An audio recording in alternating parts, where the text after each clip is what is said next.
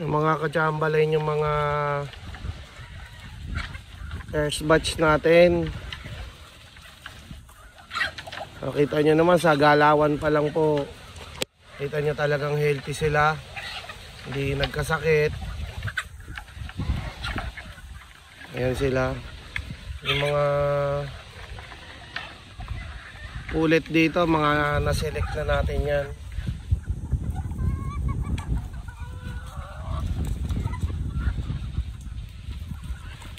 Mga selected pulit na yung mga natira. So mapapansin nyo yung mga medyo unang nag-matured, yan yung mga pwede na natin na ilabas. Ayun, meron pa doon.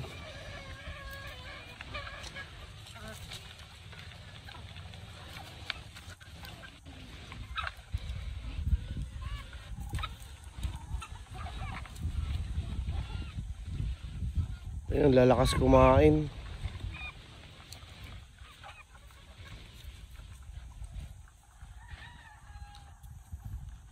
Kita nyo yung gray, binata na.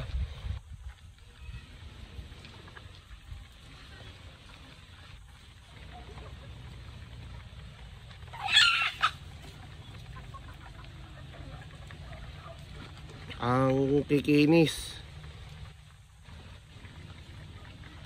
Talagang sign na healthy sila.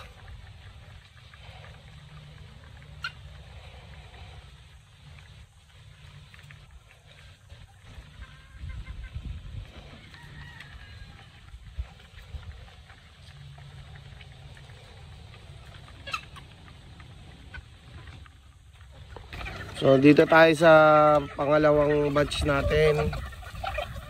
Ayan, nagpapakain na rin. Mapapansin nyo, parehas lang po yung galaw nung una kong pinakita sa inyo. Saka eto, kita nyo lahat sila talagang masisigla.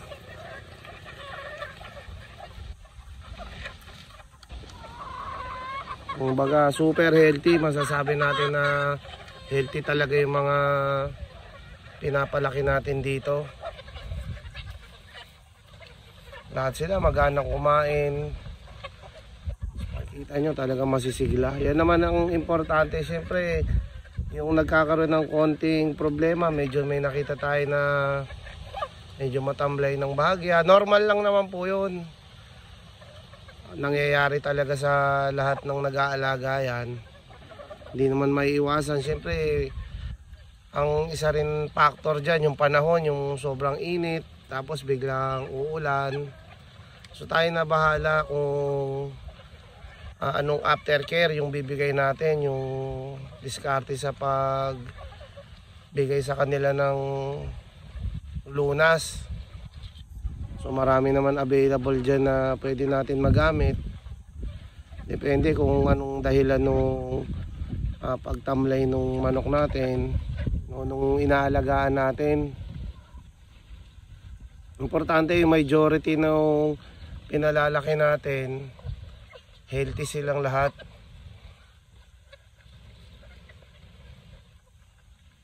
Ayan mga kachambalay, yung mga hindi ko nakunan last time, yung sa last video.